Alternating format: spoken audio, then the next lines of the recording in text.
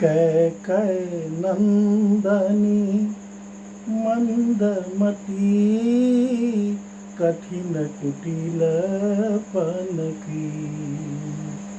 जेहि रघुनंदन जानकी,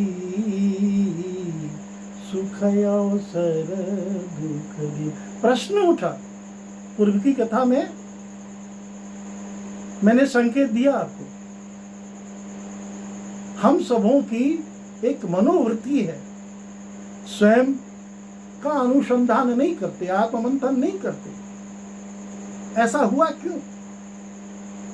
सामान्य समाज यह कह रहा है,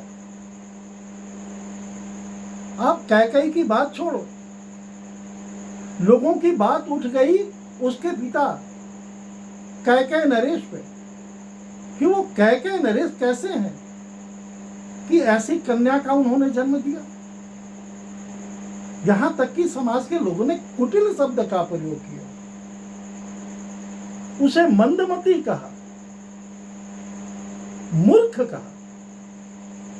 कैकेय नरेश एक मूर्ख मंदबुद्धि कन्या का उन्होंने जन्म दिया, और वहां समाज के लोगों को इससे भी शांति नहीं मिली तो उन्होंने कुटिलपन कहा कि उसकी कुटिलता की हद यह हो गई कि यह जोड़ी इतनी सुकुमार, इतनी सुयोग्य, अभी इनके सुख के दिन देखने थे, प्रसन्नता का समय थे, ये जानकी और रघुनाथ को दुख दे दिया। क्या ऐसा होना चाहिए? नहीं होना चाहिए। वह सूर्यकुल रूपी वृक्ष है, जिस वृक्ष के नीचे इतने असंख्य लोग शांति, समृद्धि और सुरक्षा से अपना जीवन व्यतीत कर रहे हैं। यह अनर्थ हुआ।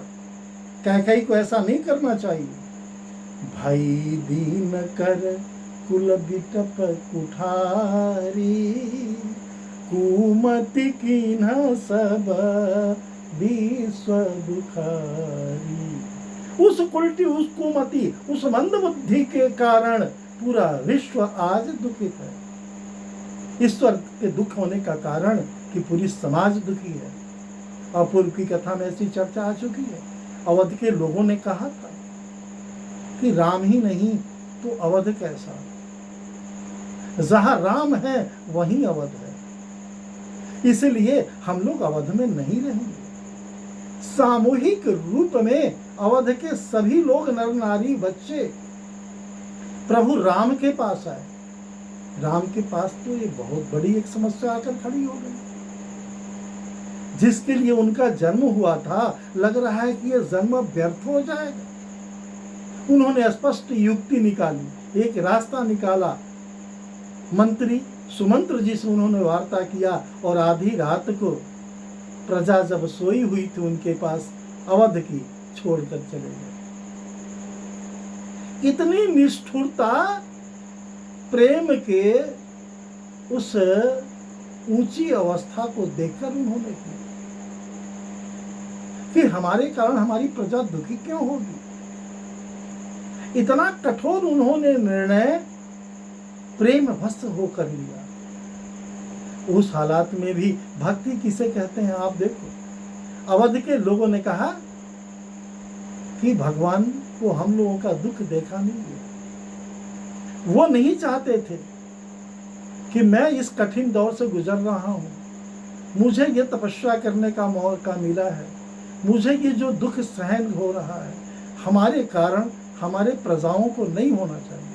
अगर ऐसा होता तो अवध से अरण्य आने के पूर्व गुरु वशिष्ठ को उन्होंने बुलाकर कहा था कि हमारे दासों को कोई तकलीफ नहीं होनी चाहिए। मंत्रिमंडल में और भी सारे पदाधिकारी थे, उन लोगों को भी कहा जा सकता था, लेकिन गुरु की एक पद, एक महिमा, एक प्रतिष्ठा, एक उनकी वजन अधिक होती है। गुरु की महत्ता इन सबों से ऊपर होती है। प्रभु राम को पता था कि अगर मंत्रिमंडल के पदाधिकारी कुछ गलतियां भी करें कुछ लापरवाही भी करें, लेकिन गुरु के मस्तिष्क में, गुरु के संज्ञान में अगर ये बात रही और गुरु जी जिस दिन जाकर खड़े होकर कह देंगे कि राजन, तुम्हारे पदाधिकारियों से प्रजाओं के प्रति जो अभी हो रही हैं वो अच्छा नहीं हो रहा है, किसी भी विभाग, किसी भी मंत्रिमंडल में, किसी भी क्षेत्रों में हस्तक्षेप गुरु दे सकता है, आपके जीवन में भी दे सकता है।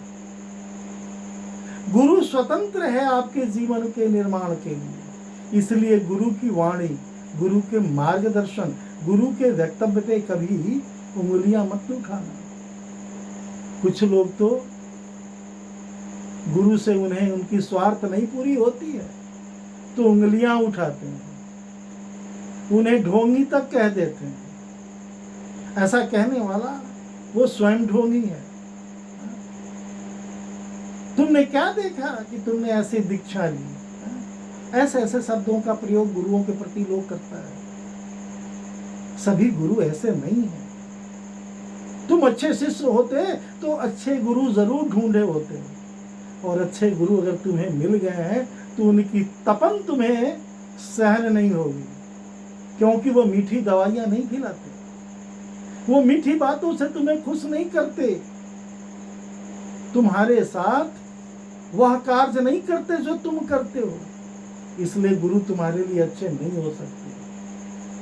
गुरु कुम्हार शिष कुंभ है, धरी धरी काढ़े को, अंदर हाथ सहार दे, बाहर बाहर चोट। धन्य है कबीर जी, उन्होंने गुरु की व्याख्या, गुरु की विशेषता क्या कहा है। उन्होंने कहा कि गुरु कुम्हार की तरह होता है, गुरु कुम्हार की तरह होता है। कुम्हार जैसे मिट्टी के बर्तनों को बनाता है, फालतू जो मिट्टियाँ होती हैं उसे निकालता है, थपुआ से उसे पीटता है, उसे एक अच्छी आकृति देता है, छिद्र मुक्त बनाता है, तब बाजार में उसकी कीमत होती है। गुरु ऐसे होते हैं, लेकिन वो मिट्टी का बर्तन कभी भी कठोर भाषा का प्रयोग नहीं करता है। गुरु, तुम मुझे इतनी चोट क्यों दे रहे हो? स्वर्णकार जब सोने में निखार लाने के लिए उसे अग्नि में तपाता है, सोना कभी नहीं कहता ऐ स्वर्णकार मुझे इतना मत जलाओ। अगर नहीं जलोगे, नहीं तप करोगे तो निखार नहीं आएगा। मेरे मित्रों, विद्यार्थियों, आप जीवन के जिस क्षेत्रों में हो तपन करो, तपस्या करो, चाहे विद्यार्थी हो, कर्मचारी हो, आप विभिन्न क्षेत्रों में, मैं आचार्यों को भी कहता हूँ, तपो, त्याग, तपस्या, वैराग और कर्म योगी बनो, फिर देखो ईश्वर तुम पे कैसे प्रसन्न होते हैं।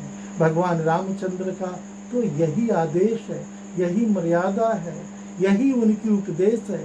गोस्वामी ने जगत के कल्याण के लिए ही तो रामचरितमानस का निर्माण किया। तो गुरु की ये महिमा है। तो अवध के लोगों ने उंगलियां नहीं उठाई, लेकिन मनुष्यों की समान प्रवृत्ति है। आज भगवान राम और सीता जानकी को देखकर लोग कह रहे हैं कि कैकेयी ने अच्छा नहीं किया, और कैसी ये कन्या है, कैसे वो पिता हैं कैकेय नरेश, जिन्होंने ऐसी मंद बुद्धि और कुटिल कन्या का जन्म दिया। ये अच्छी बात नहीं है। बोले लखन, ये गुरु की जो परिवार है और समाज, ये सारी बातें लोग कह रहे हैं। बोले लखन मधुर मृदु बानी, ज्ञान विराग भगति रस पान। लक्ष्मण जी कर्मयोगी हैं, कठोर हैं, लेकिन यह ज्ञान की बातें जहाँ आती हैं बड़े ही विनम्र, बड़े ही मृदु भाषा में, बड़े ही मधुर वाणी में वो कह रहे हैं। उन्होंने क्या कहा? वैराग और भक्ति रस में सनी हुई मीठी और कोमल वाणी बोल रहे हैं कि हे भाई, हे मेरे मित्रों, भगवान ने ही जब गुरु को मित्र बना लिया तो लक्ष्मण जी उन्हें दुश्मन क्यों माने? इसीलिए लक्ष्मण जी का भी जो संबोधन हो रहा है, मित्रवत हो रहा है, मित्र कहकर गुह का संबोधन कह रहे हैं। उन्होंने कहा कि कोई किसी को सुख दुख देने वाला नहीं है। अभी अभी आप सबों ने कहा कि विधाता ने किसी को नहीं छोड़ा है। दो ही बातें हैं, विधाता, भाग्य और कर्मयोग। तो उन्होंने कहा कि सुख दुख देने वाला कोई नहीं है, सब अपने किए हुए कर्मों के फल से सुख और दुख को पाते हैं। भगवान राम, गोस्वामी तुलसीदी, नारायण यही तो कहते हैं, कर्म तुम अच्छा करो। कर्म अच्छा करोगे तो तुम्हें दुख क्यों मिलेगा?